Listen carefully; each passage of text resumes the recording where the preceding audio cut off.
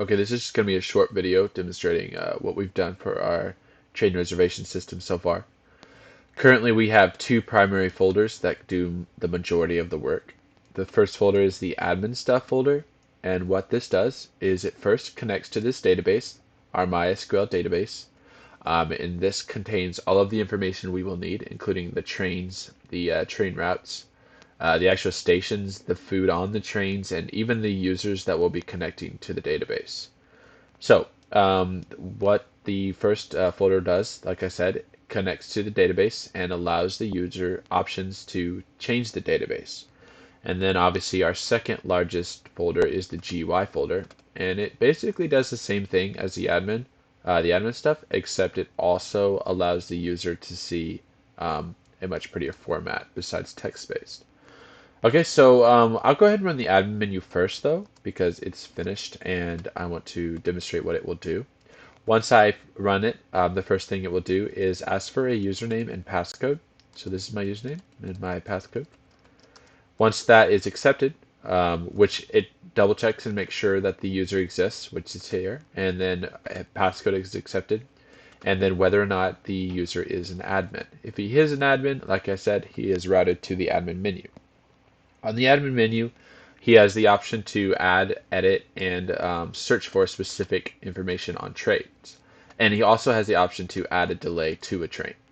For now, though, I'll go ahead and exit this, and I will just go ahead and show the GUI, which the first thing that happens when I run it will be the exact same thing as the admin stuff. It will ask for a username and passcode. Right now, though, I'm going to sign into a user that does not have administrative privileges because I want to show what the actual customer will be seeing. So the first thing he sees is the departure station and arrival station, and then a date. So first thing I will do is I will decide where I want to leave from, which will be Mobile, and I want to go to Jacksonville. And then I will choose a day to leave, which will be today. Once I click search, it will pull up all of the trains in the database that have those matching criteria. So in this case, we only have one, but there are a couple different options for seating. There's only two because these two are not available. I have 50 seats available for hard sleeper and 100 seats for hard seat.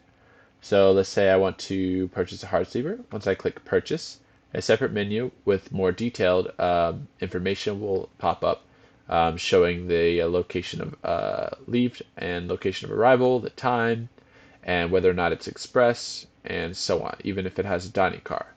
Once I click purchase, it is supposed to update the SQL database here under train route and train station. It will display the number of people who have purchased a ticket.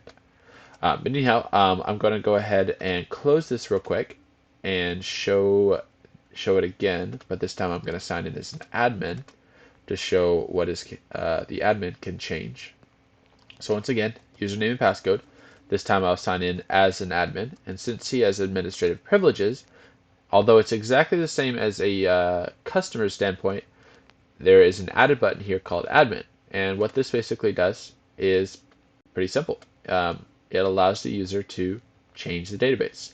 So if I were to click add train, all I would need is a new train ID and then the number of seats here. So if I were to do this, we'll just go do 50 here, and then I click commit. It is supposed to add it to the actual database, and it does work, but I will have to wait for it to update. But anyways, once I switch over to edit, I can search for a specific train ID, so we'll do this one real quick. Once I click search, it pulls up the number of seats again, and then I can actually change the number of seats here as well. And then if I click search by day, I can search up all the trains that are running on a specific day. So if I were to click the second here, there's only one train running that day. There it is.